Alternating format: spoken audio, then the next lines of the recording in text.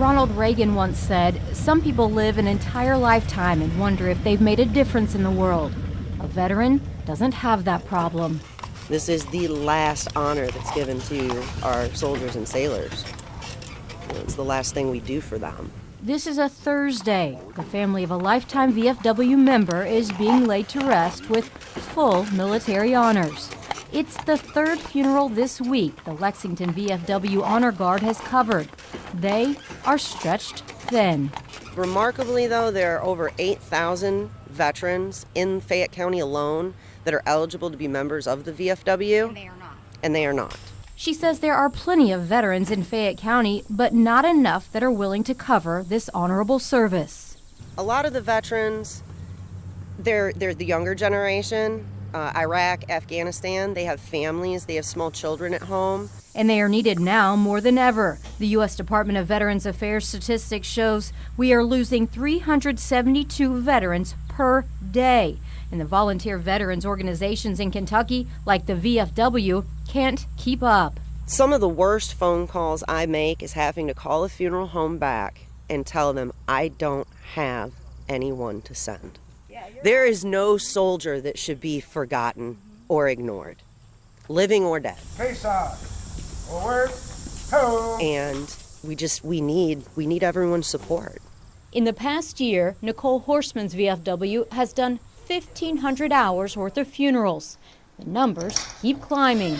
Well, in here we got our rifles, blanks. Frankfurt Post 4075 is not in any better shape. We can always use more people.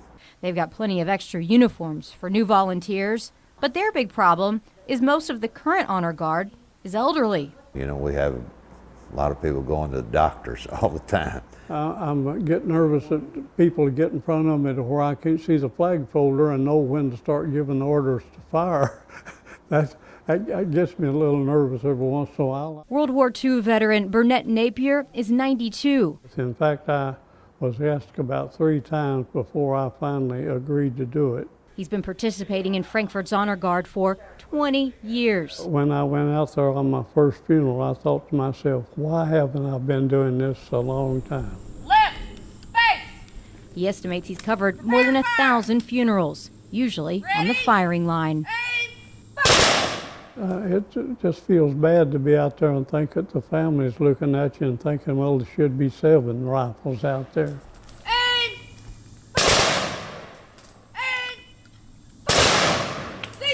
He says the younger generation owes it to themselves to try out the Honor Guard, if not for them, for their families.